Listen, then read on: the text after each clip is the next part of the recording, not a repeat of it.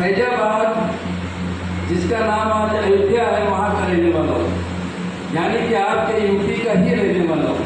ठीक है। और 1987 में मैंने राजस्थान से ग्रेजुएशन किया। मेरे पेरेंट्स राजस्थान में रहते थे।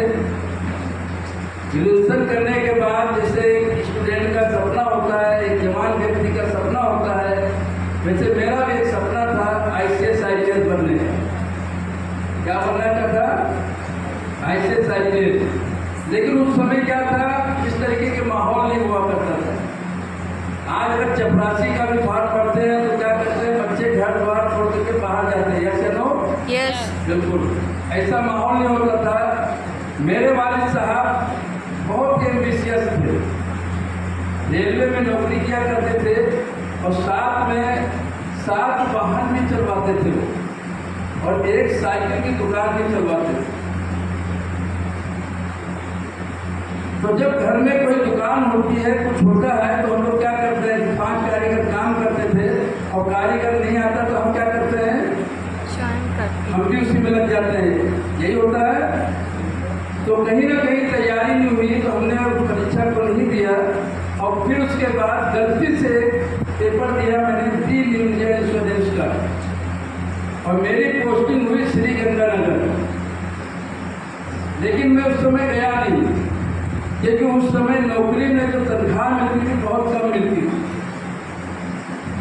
और ये जो छठा वेतन आयोग आया 2000 के बाद, तब से तनख्वाह बढ़ी है।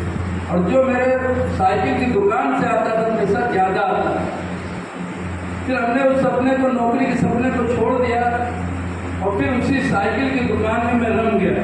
मैंने तो कहा कि भाई इसी दुकान से जो भी सपने हैं पूरे किए जाएंगे। तो मेरे यहाँ साइकिल ठेला चलता था किराए का। आप लोग ठेला जानते हैं? यस। जिसमें सब्जी बेचते हैं, ईटा भाटा बगली चीज इधर से उधर करते हैं, सभी लोग जानते होंगे।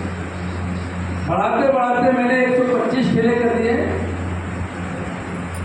और साइकिलें चलती थी किराए की, बढ़ाते बढ़ाते 75 साइकिल कर दी।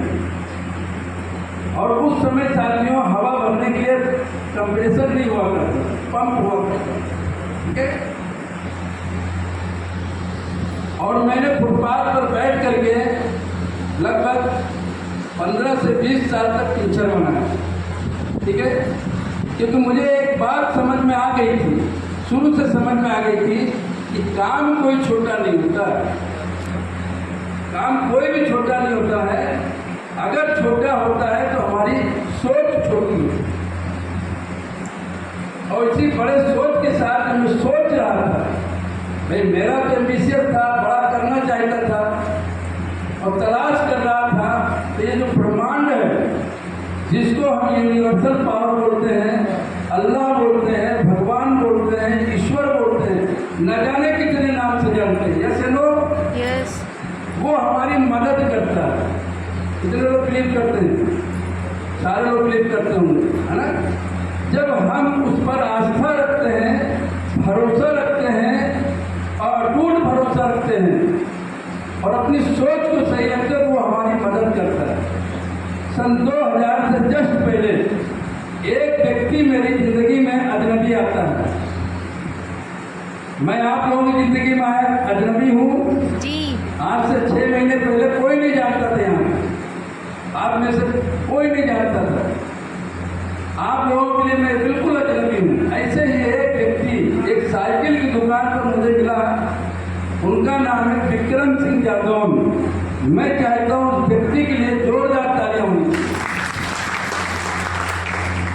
विक्रम सिंह जादौन एक कंपनी आती है, साइकिल का टायर ट्यूब बनाती है। आप लोग अगर साइकिल चलाते होंगे तो कभी न कभी आपने सुना होगा, उस कंपनी का नाम है बेडरॉक।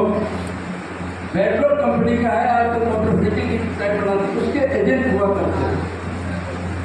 उसके एजेंट हुआ क्या करते थे उस समय।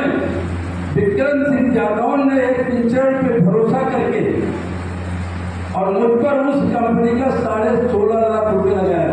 कितना? कितना हो जाएगा? 50 लाख से भी ज्यादा हो गया। ठीक है। और मुझे मौका दिया राजस्थान लेवल का होलसेल का काम करने का, ठीक है। उसके बाद अदर जो कंपनियां और भी साइकिल की, मोटरसाइकिल की टायर ट्यूब की, पेन वेल की, आयल की, ग्रीस की, मोटरसाइकिल की बैटरी की, जो भी मेरे पास आता था वो कम से कम 10 लाख 15 लाख रुपया ही हमें लगाता था।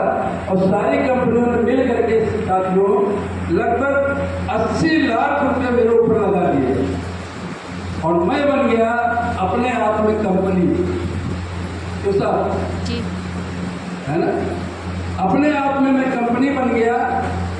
तो जिस व्यक्ति की हैसियत 2000 रुपये की नहीं हुआ करती, जैसे छोटे छोटे केबिन खड़ी आज यहाँ पर भी लगे हैं, हर जगह लगे होते हैं, वहाँ पर मैंने 20 से 50 हजार का सामान मैंने दिया उनको और मैं 3 दिन टूर करता था, सोमवार मंगल बुध, और 4 दिन में सामान बांध करके भिजवाता था, ठीक है।